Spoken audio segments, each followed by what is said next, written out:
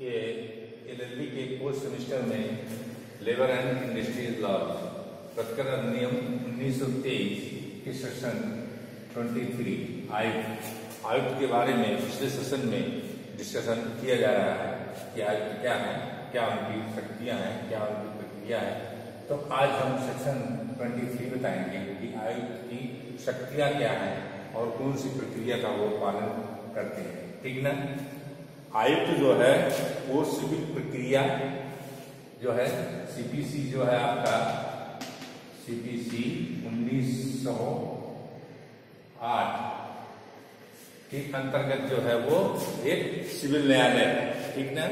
वो जो भी शक्तियां सीपीसी 1908 के अंतर्गत प्राप्त हैं वो सारी शक्तियां जो है आयुक्त को प्राप्त होती।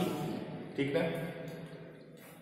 ये और इस शक्ति को प्रयोग करने के लिए किन किन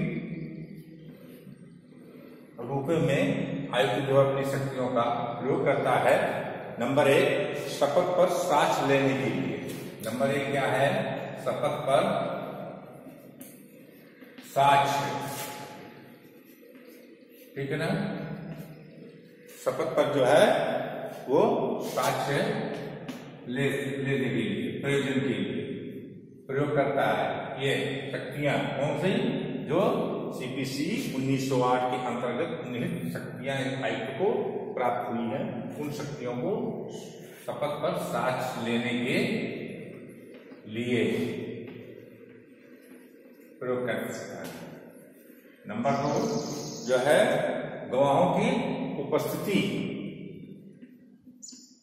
गवाहों की उपस्थिति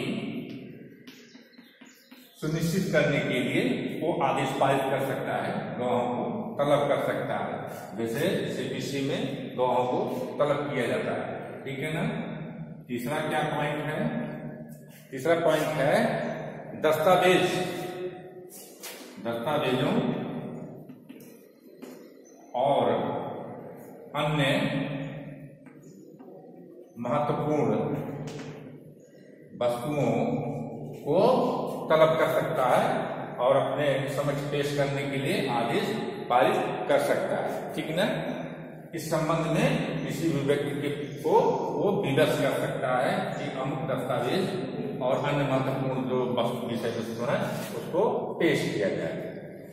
तो आयुक्त जो है, आयुक्त जो शक्तियां हैं वो सीपीसी 1908 प्रक्रिया संहिता के अंतर्गत क्या है, किस प्रयोजन के लिए है? शपथ पर साक्ष्य लेने के लिए है, गवाहों की उपस्थिति के लिए है, वो तलब कर सकते हैं, दस्तावेज और अन्य महत्वपूर्ण विषय वस्तु को वो तलब करने के लिए किसी को बाध्य कर सकते हैं। ठीक ना।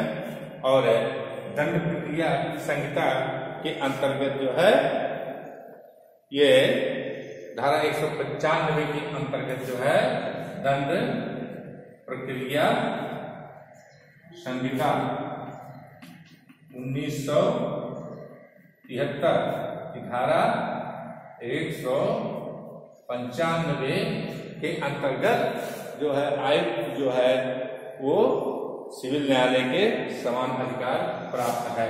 किसको है? सिविल न्यायालय के समान अधिकार प्राप्त है। ठीक है। तो इस तरह से है। तो ये आयुक्त की शक्तियां हैं और इन प्रक्रियाओं के में अपनी शक्तियों का प्रयोग करता है शपथ पर साक्ष्य लेने के लिए, गवाहों की उपस्थिति के लिए और दस्तावेज और अन्य महत्वपूर्ण विषय वस्तु को प्रस्तुत करने के लिए बात कर सकता है। ठीक है ना। इस तरह से जो है सीपीसी के जो भी है सिविल प्रक्रिया संहिता के अंतर्गत जो भी शक्तियां हैं सिविल न्यायालय को, वो सारी शक्तियां आयुक्त को प्राप्त होती हैं। ठीक है। नेक्स्ट सेक्शन आपका है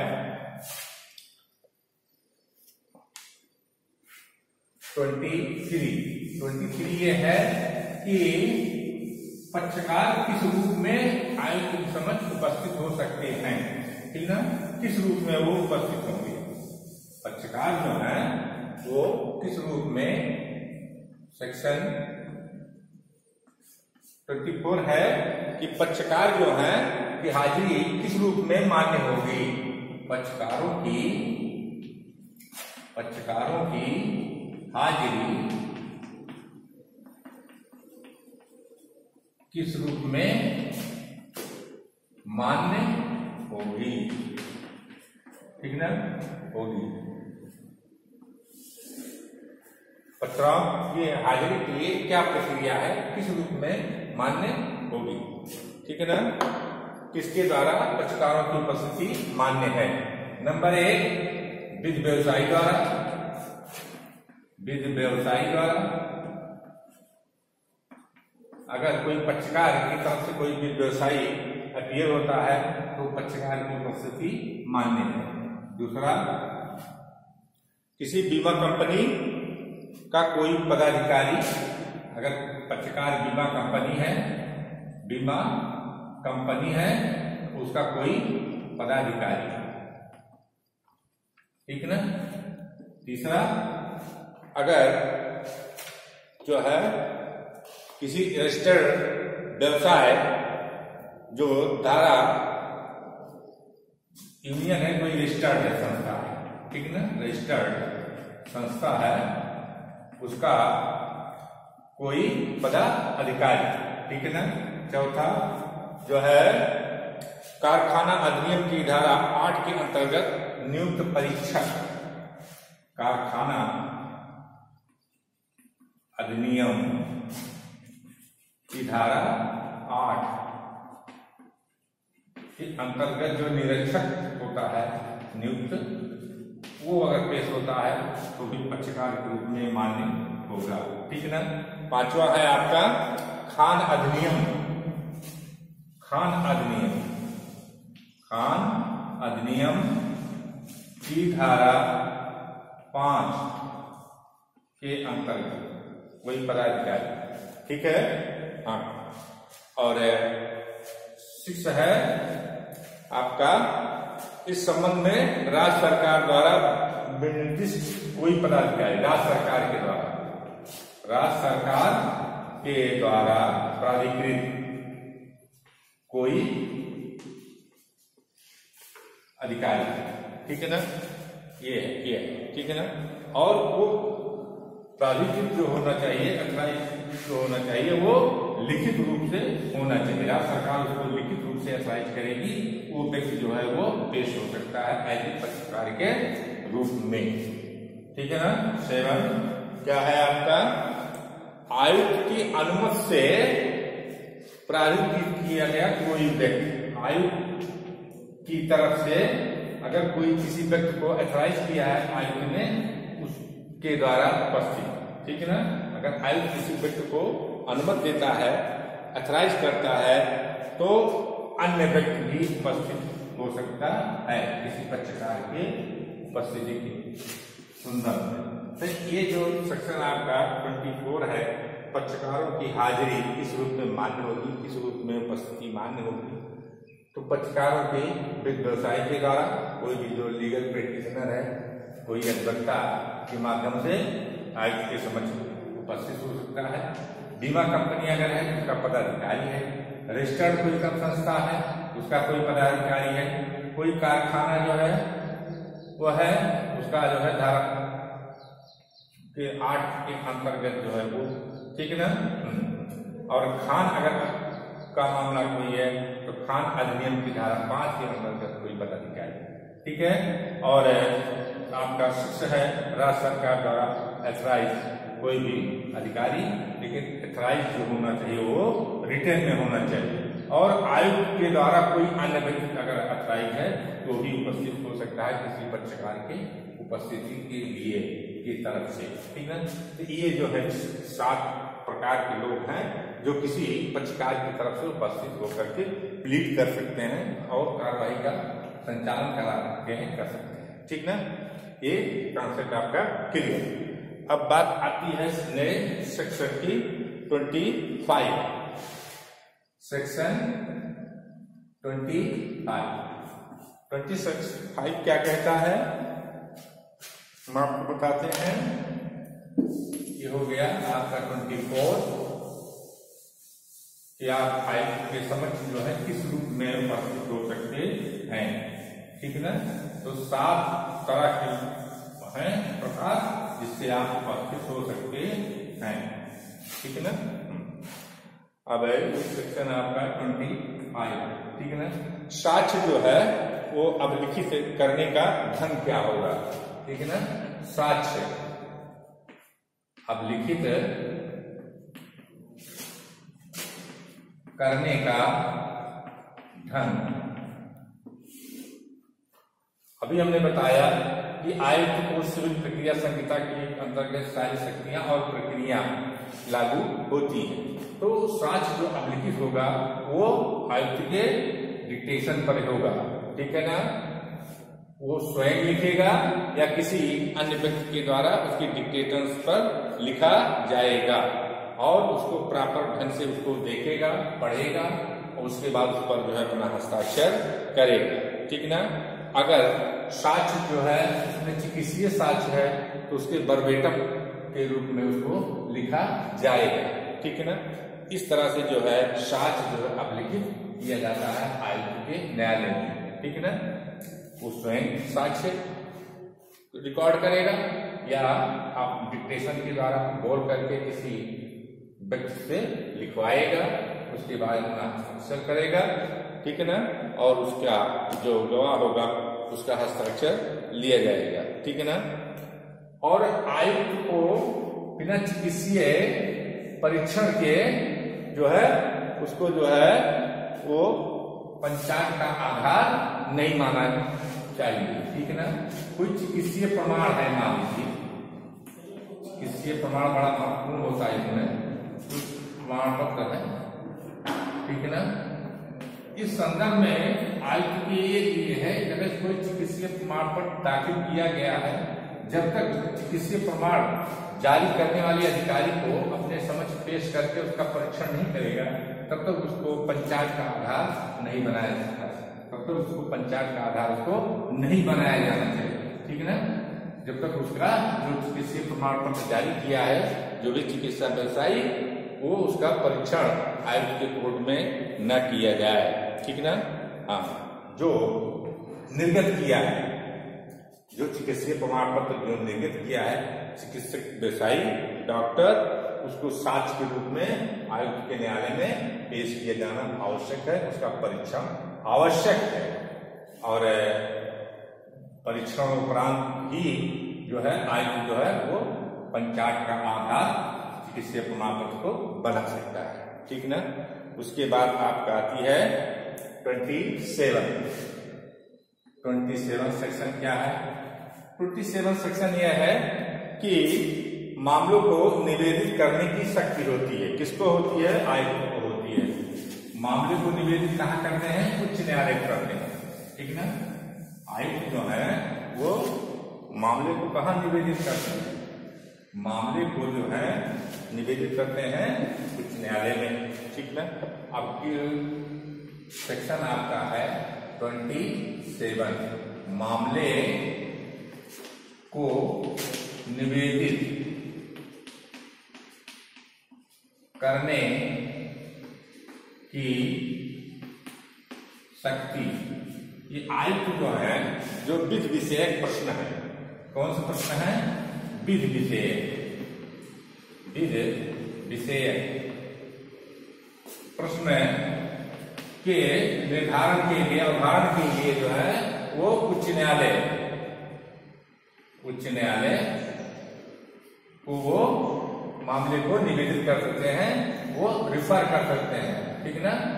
और उस पर उच्च न्यायालय निर्णय कर करके आयुक्त को सूचित करता है और उसी जो है निर्णय के आधार पर आयुक्त जो है मामले का निस्तारण करते हैं, वही पंचांग का आधार बनाते हैं। विधि विषयक प्रश्न का अवधारण, ठीक ना, विधि विषयक प्रश्न का ही होता है, ठीक ना। तो उसको जो है वो रेफरेंस कर सकते हैं, कहाँ कर सकते हैं, उच्च न्यायालय, ठीक है। उच्च न्यायालय अगर मामला गया है उच्च न्यायालय में, उच्च न्यायालय इस मामले का निर्णय करके अवधारणा करके आयुक्त को सूचित करेगा। आयुक्त जो है उसी निर्णय के आधार पर, उसी अवधारणा के आधार पर जो है पंचाट का निर्णय करेगा। ठीक है, ये आपका है।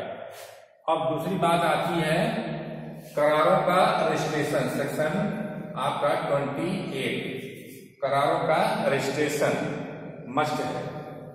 अगर करार और कर्मकार और नियोजक के बीच में जो है उसमें जो है करार जो है आवश्यक है। वो करार कहाँ होगा? वो आयुक्त के समक्ष होगा, आयुक्त के न्यायालय में पेश होगा। आयुक्त उसको देखेगा, समझेगा, उचित होगा तो उसको करेगा। ठीक है। धारा 28 में क्या अपेक्षित है कि कर्मकारों और नियोजक के बीच प्रतिकर भुगतान के रूप में जो करारों को आयुक्त के न्यायालय में उसका रजिस्ट्रेशन करना आवश्यक है। ठीक ना।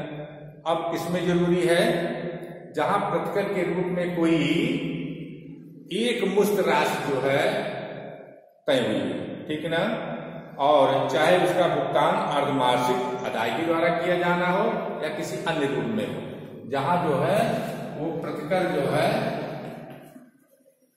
प्रतिकर की जो राशि है वो करार द्वारा एक मुश्त तय हुई है। एक करार द्वारा कितना हुए? एक मुश्त, ठीक ना।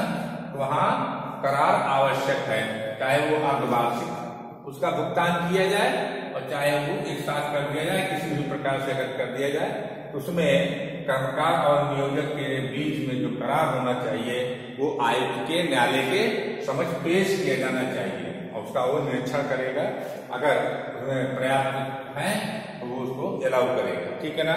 जहां प्रतिकर तय हुआ है कि एक तय हुआ है कि किसी महिला कर्मकार को या किसी विधिक अयोग्यता के अधीन किसी व्यक्ति को दे है, ठीक ना। मान लीजिए ये करार हुआ है कि प्रतिकर की जो राशि होगी वो महिला को दी जाएगी या किसी अयोग्यता से जो ग्रसित व्यक्ति है उसको दिया जाएगा, तो करार जो है आवश्यक है। कर्मकार और नियोजक के बीच में करार किया जाना आवश्यक है और उसको आयुक्त के न्यायालय आयुक्त के समक्ष जो है पेश किया जाना आवश्यक है। ठीक ना। और आयुक्त उसको देखेगा, स्क्रूटनी करेगा और अगर उस बात से संतुष्ट है कि करार जो है वो प्रॉपर शर्तों के अधीन है, किसी कपट और करार उसमें अनुचित प्रभाव के कारण साधनों का प्रयोग नहीं किया गया है, वो करार जो है वो अलाउ कर देगा। हाँ ठीक है, वो ठीक है। और इस करार की रजिस्ट्री करने में आयुक्त को कार्य कैसे करना पड़ेगा? कार्य जो है वो न्यायिक रूप में कार्य करना पड़ेगा और अगर आयुक्त समझता है तो रजिस्ट्री का जो प्रतिवेदन है उसको उचित समझता है तो उसके कारणों का उल्लेख करना होगा, किस कारण से उसको इनकार कर रहा है और किस कारण से उसको स्वीकार कर रहा है, इस कारणों को जो है लिखित में देना पड़ेगा। ठीक है ना। अगर ये आती है कि अगर करार नहीं होता तब क्या होता है, उसका प्रभाव क्या है? अगर ये करार न किया जाए और जिसकी रजिस्ट्री अपेक्षित है वो रजिस्ट्री न की जाए तो उसका प्रभाव क्या होता है? ठीक है ना। तो वो राशि की अदायगी दायित्वाधीन के अधीन होगा। तो नियोजक जो होगा वो प्रतिकर की पूरी राशि उसको देना पड़ेगा तुरंत। प्रतिकर की राशि पूर्ण रूप से देना पड़ेगा। अगर उसके नियोजक और कर्मकार के बीच में रजिस्ट्री नहीं हुई है, करार के प्रति रजिस्ट्री नहीं हुई है, ठीक है ना, तो एक मुश्त देय होगा। ठीक है। और वो धनराशि घटाने और बढ़ाने का भी आदेश आयुक्त कर सकता है। अब बात आती है धारा 30। धारा 30 क्या है? अपील। अपील कहाँ होगी? उच्च न्यायालय। आयुक्त के किसी भी पंचायत के अगेंस्ट जो है, पंचायत मतलब निर्णय के अगेंस्ट जो अपील होती है वो सेक्शन 30 के अंदर होती है और कहाँ होती है? वो उच्च न्यायालय में होती है। ठीक है ना। Section 30 appeal. ठीक है ना। जो भी आयुक्त का आदेश है उससे व्यतिरिक्त अगर कोई पक्षकार है, इच्छुक पक्षकार है, तो अपील कहाँ करेगा? उच्च न्यायालय में करेगा, ठीक है ना। और अपील का जो अधिकार है वो किस पे होगा? विधि विषयक प्रश्न पर ही होगा। विधि विषयक प्रश्न पर ही अपील होती है, ठीक है ना। विधि विषयक प्रश्न पर ही अपील लाई करेगा, ठीक है ना। विधि का प्रश्न अंतर्गत है, ये शर्तें पूरी होनी चाहिए। वो शर्तें हैं आपको हम बता रहे हैं। शर्त नंबर ये है कि अपील एक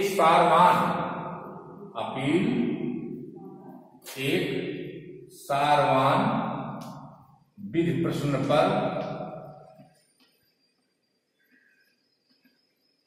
आधारित है, अंतर्वलित है, ठीक है ना। सारवान विधि प्रश्न पर आधारित होनी चाहिए। अगर ऐसा नहीं है तो अपील लाई नहीं करेगा, ठीक है। दूसरा क्या आपका है? ऐसे आदेश को छोड़कर अर्धमासिक अदायगी विमोचन के लिए, ठीक है ना, अर्धमासिक अदायगी के लिए जिसके विवादग्रस्त 3000 से कम नहीं है, 3000 से कम नहीं है, माने 3000 से नीचे का होगा तो उसमें अपील नहीं होगा। तीसरा है, और आयुक्त के आदेश पर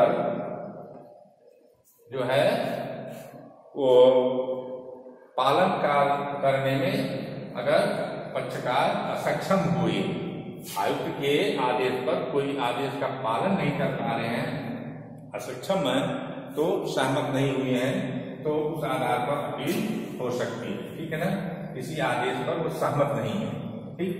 और चौथा पॉइंट आपका है, जब आयुक्त का आदेश पक्षकारों के बीच हुए करार को प्रभावी नहीं बनाता, ठीक है। जो उनके बीच जो करार हुआ है उसको प्रभावी नहीं बताता। कोई ऐसा आदेश है आयुक्त का जो पक्षकारों के बीच करार हुआ है उसको प्रभावी नहीं बनाता है, ठीक है ना। और ऐसी अपील प्रतिकर की एक मुश्त राशि दी गई है, अपील के प्रतिवेदन के साथ आयुक्त इस आशय का प्रमाण पत्र संकलन किया जाना चाहिए कि अपीलांट ने उसके पास उस राशि को निःशुल्क डिपॉजिट कर दिया है, ठीक है ना, तभी मान्य होगी, ठीक ना। ये सब ग्राउंड्स हैं जिसके आधार पर आप जो है वो अपील करेंगे। इसमें जो है परसीमा अधिनियम की धारा 5 के उल्लंघन इस धारा के अधीन की जाने वाली अपील में लागू होंगे। अपील वाले मामले में ये परसीमा अधिनियम लिमिटेशन एक्ट की धारा 5 के जो प्रोविजंस हैं वो लागू होंगे, ठीक है, हो गया।